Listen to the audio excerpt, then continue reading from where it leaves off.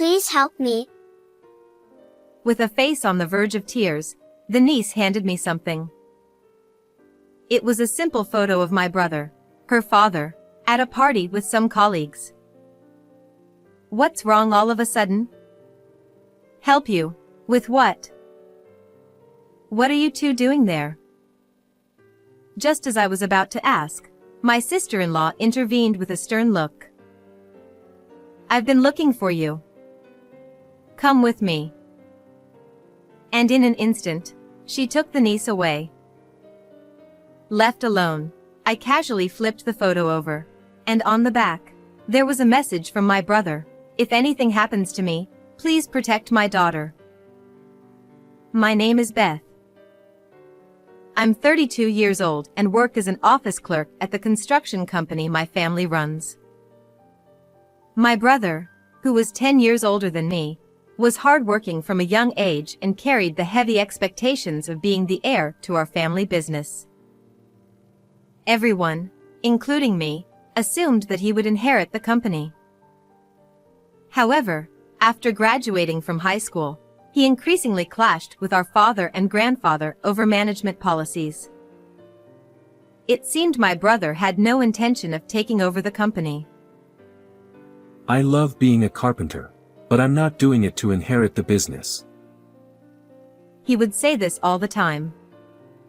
Then one day, I've met someone I want to marry. He brought home a woman. Her name was Sarah. With her easygoing personality, she quickly bonded with our family, but she never lived with us. I'm getting married and moving out. What? You're not going to take over the company? You know how I don't get along with Dad. Sorry for the trouble, but this is how it's going to be. With that, my brother gently patted my head and, just a few days later, got married and moved out. Even then, he kept in touch with me, chatting about trivial things. Sarah's dinner tonight was delicious, as always. She's a nutritionist, so she makes sure it's good for my high blood pressure. Yeah, I've heard that many times. You never get tired of bragging. I was genuinely happy as long as my brother was happy. A few years after they got married, my niece Summer was born. From then on, I would occasionally meet with my brother and his wife. They seemed very happy, and their daughter grew up loved by both of them. When the niece turned 10, talks of mending our family's relationship with my brother began. If we could laugh together as a family again, nothing would make me happier. But that wish was never granted. One day, while I was working as usual, my sister-in-law called me, which was unusual. Normally, I would hear from my brother, not her. Puzzled, I answered the phone immediately. Hello, Sarah? Oh, Beth. What's going on? It's rare for you to call. Listen calmly. Your brother, he fell from a scaffold while working and was taken to the hospital. It seems he slipped because of the rain. The news was so sudden. It felt like time had stopped, and my mind went blank. I quickly called my parents, who were also at work, and we rushed to the hospital in the pouring rain. When we entered the hospital room, led by a nurse, there was my brother, his skin pale. Seeing him like that made the phone call's content suddenly feel real, and I collapsed to the floor. Brother. The voice that escaped me was so faint, it surprised even me, and the overwhelming sadness only grew stronger. Next to the bed, my sister-in-law cried loudly, not caring who was watching, like the heroine of a tragedy. Her intense sobbing made my tears dry up, and I just stared at her. But for some reason, her behavior seemed off. And next to her, the niece, with a pale face, trembled as if scared, without shedding a tear. Are you okay? She didn't respond, possibly in shock from losing her father. After the wake at our house, while the family was mourning, I quietly cried alone in a deserted corner of the porch. The photo of my brother used for the memorial had been taken recently. He looked a bit worn out, but had a peaceful expression. Did my brother lead a happy life? As I thought about this, the niece's face came to mind. When I last spoke to him, my doting brother joyfully told me about taking his daughter to amusement parks and zoos. The niece must be devastated by her father's death too. Thinking about her feelings, tears welled up again, but then a familiar voice called out to me. Aunt. There she was, with tears brimming in her eyes. Summer? Oh, what's wrong? I wiped my tears and asked, trying to stay calm. Aunt, help me. I'm going to be killed too. What? I couldn't quite catch her words, and as I tried to ask again, she bit her lip and handed me something. Daddy told me to give this to Aunt Beth if anything happened to him. From your dad? It was a brown envelope. It looked a bit worn, as she had been holding onto it for some time. Just then. What are you doing?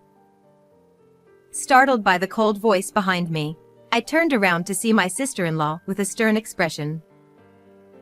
I've been looking for you. Come here. Mom.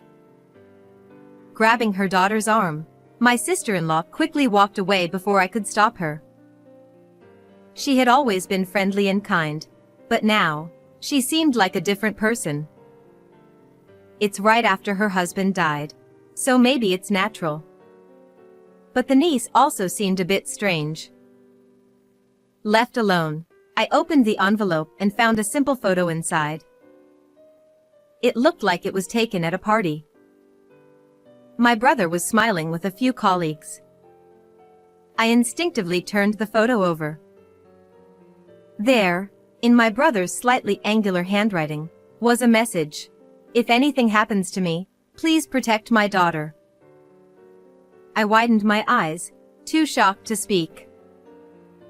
I think the niece was asking for help. Could it be related to this photo? I called a friend of mine who's a police officer and arranged to meet the next day. Normally, the funeral would be held the day after the wake, but since the crematorium was unavailable due to a friend's funeral, there was a one-day gap. That extra day allowed us to uncover the truth behind my brother's death. The next morning, when I arrived at the meeting place, he was already there, waiting for me. Sorry for calling you out of the blue. It's fine. I'm off duty today. So, what's going on? Well, I explained everything that had happened, and he listened intently. From a police perspective, there's not enough evidence for us to act on this. I see. Sorry, I can't be of more help. But if anything happens, feel free to reach out. Thanks. Just talking to you helped me clear my mind. Even after parting ways with him, I kept thinking about the meaning behind the photo my niece gave me. But no matter how many times I looked at it, the meaning of the photo and my brother's message remained a mystery. How can I find more clues? This message alone doesn't tell me enough. If I could ask the niece directly, I might learn more, but I had a feeling my sister-in-law would interfere again. Just then, an idea struck me. If I look through my brother's belongings, I might find some clues. Unable to wait any longer, I headed to my sister-in-law's house. Sorry to bother you at such a busy time. I was worried about you and Summer. Thanks for coming.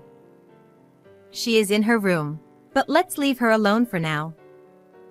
She's feeling down after losing her father. As she spoke, my sister-in-law invited me into the living room. She had always kept the house spotless, but today it felt strangely barren. Huh? There's nothing of my brothers here. And the family photos that were here before are gone too. I looked around, but there was no sign that my brother had ever lived there. I kept scanning the room, hoping to find something of my brother's, when my sister-in-law returned with tea and some homemade snacks. What caught my eye was the light purple bead bracelet on her wrist. It wasn't her style, nor my brother's, so it felt out of place.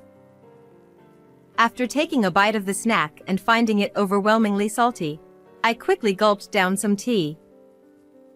My sister-in-law tilted her head in confusion. Really? I don't think it's that salty.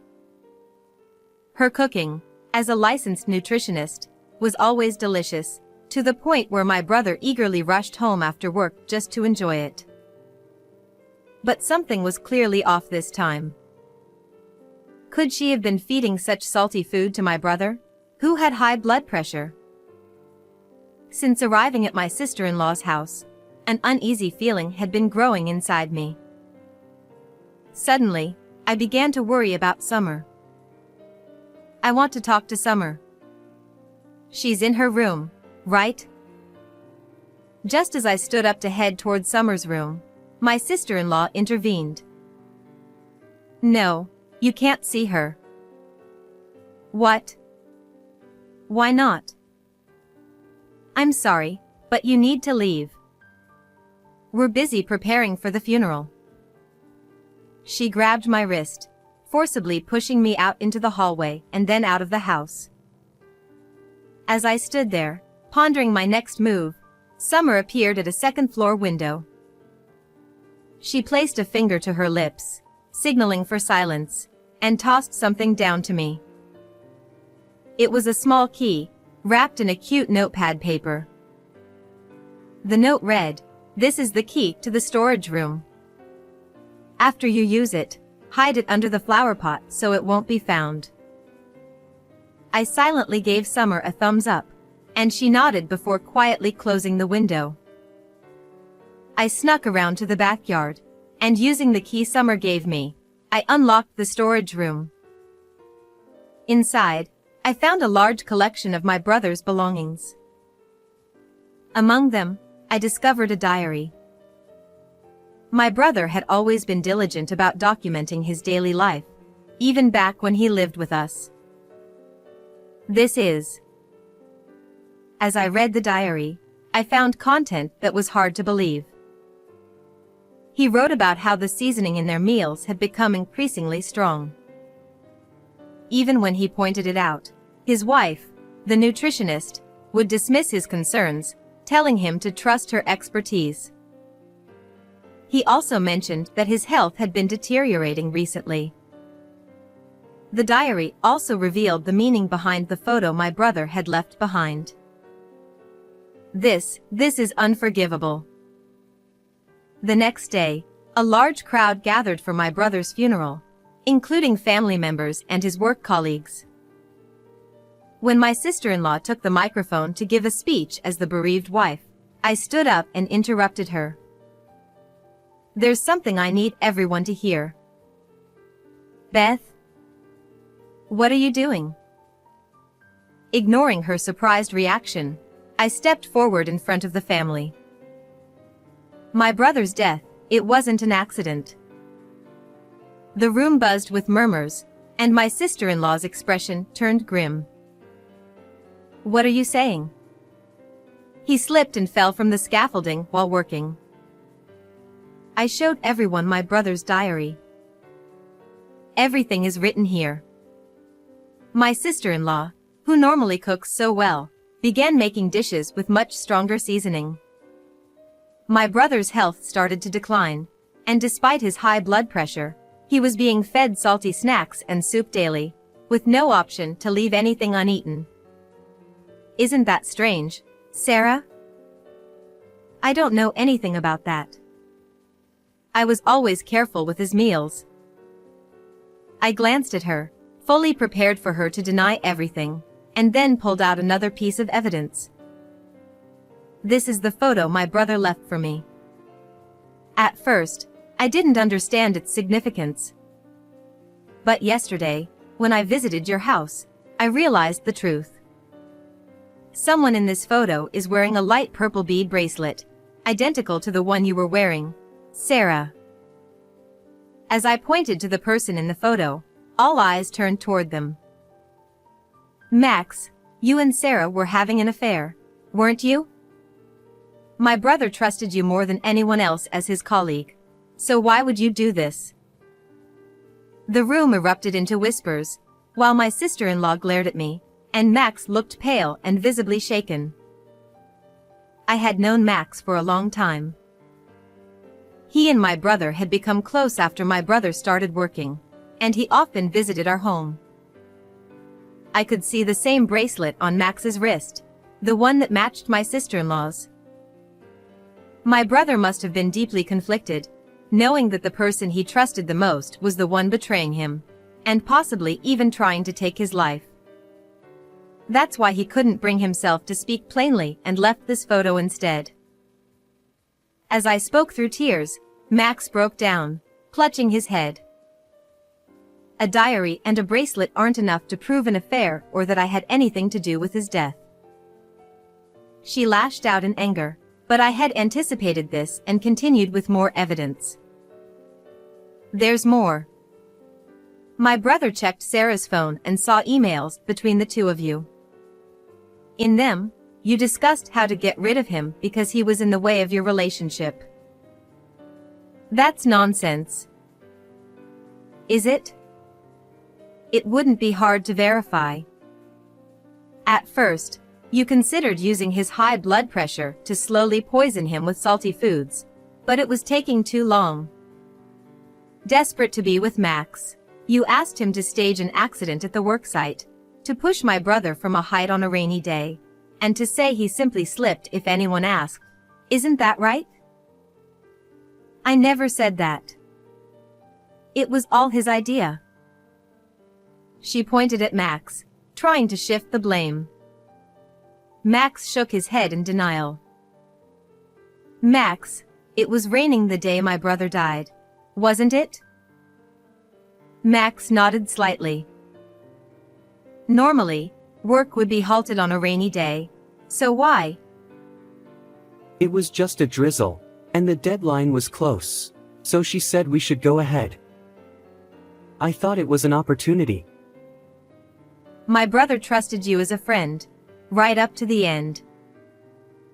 I heard someone gulp audibly as Max turned to Summer and fell to his knees, bowing his head.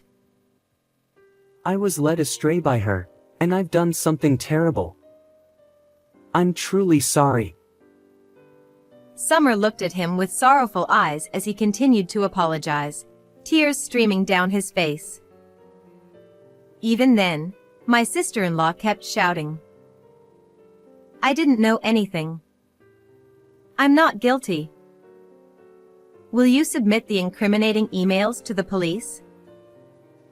Max handed over his phone, and at that moment, my sister-in-law finally realized it was over. A police officer, a friend of my brother's who had attended the funeral, arrested them both, bringing them to justice. Afterward, they were given long sentences. Thanks to the efforts of the lawyer I hired, Summer was able to receive $100,000 from the Crime Victims Compensation Program, which helps victims' families regain peace in their lives. Although she was deeply affected by the incident and took time to recover, she eventually became more cheerful after being adopted by me. I vowed to give this child all the love that my brother would have. How did you find this story? Don't forget to subscribe to the channel. See you in the next video.